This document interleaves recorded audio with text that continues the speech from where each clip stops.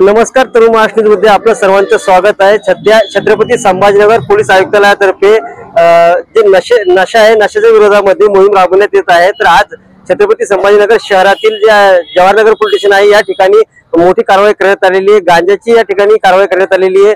या ठिकाणी जवाहरनगर पोलिसांनी मोठ्या पद्धतीचा गांजा पकडण्यात आलेला आहे आणि गांजाची जी चोरटी वाहतूक होत होती किंवा नशेचा जो बाजार या ठिकाणी केला जात होता, आपण पाहतात कशा पद्धतीने कशा चालाकीने या ठिकाणी केला जात होतं।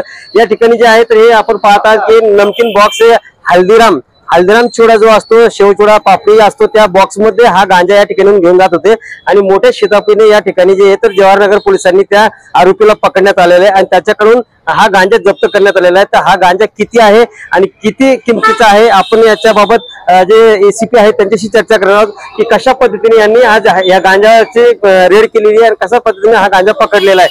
काय सांगा सर, आपण ही कारवाई कशी केलेली, किती किलोचा गांजा आहे आणि किती किमतीचा आहे? हा 10 किलो 175 ग्रॅम गांजा वनस्पती गांजा आहे। याचं वजन 10 किलो 175 आहे। 2,10,600 रुपये असं त्याचं एकूण किंमत आहे, अंदाजी किंमत।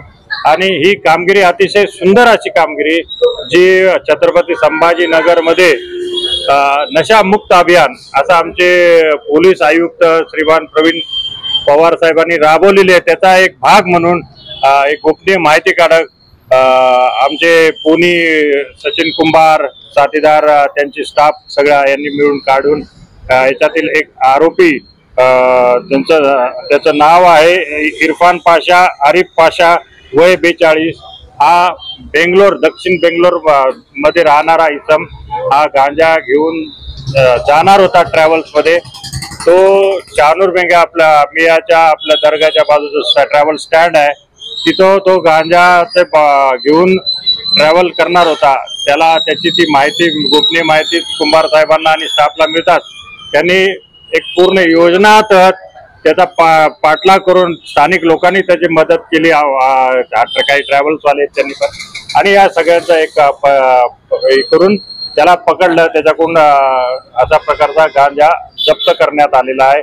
अशी सुंदर कामगिरी जवाहरनगर पोलिसांनी केलेली आहे। पण सर, आपण पाहतात की या बॉक्सवर जे लिहिले तर हल्दीराम लिहिले, नमकीन लिहिले। आता हे तर आपल्या घरामध्ये रोजचं खाण्याचे बॉक्स असतात, त्याच्यामध्ये माल येत असतो। मग हे कसं काय आपण ओळखलं आणि कसं काय याची पारख केली किंवा याच्यामध्ये गांजाची म्हणून किंवा कसं काय हे केलेलं आहे किंवा कशा पद्धतीने घेऊन जात होता?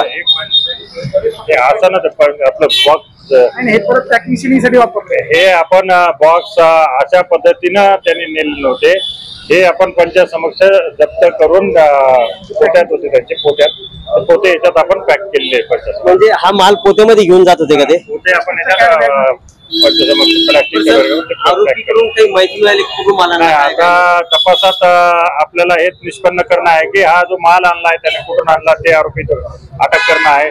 त्यानंतर हा कोणा कशासाठी घेऊन येतो, अजून कोण कोण आहे, एवढा माल घेऊन जातोय तर अजून त्याचे साथीदार असले पाहिजे, त्याचा आपल्याला PCR मध्ये तपास करायचा आहे। या सर्वांचा तपास करून त्यांना अटक करणे आहे, जे साथीदार आहे त्यांना।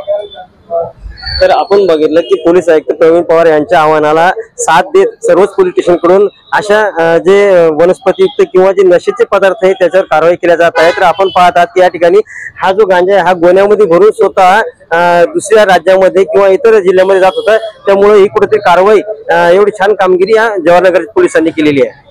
मी रवींद्र सुरकर, महाराष्ट्र, छत्रपती संभाजीनगर।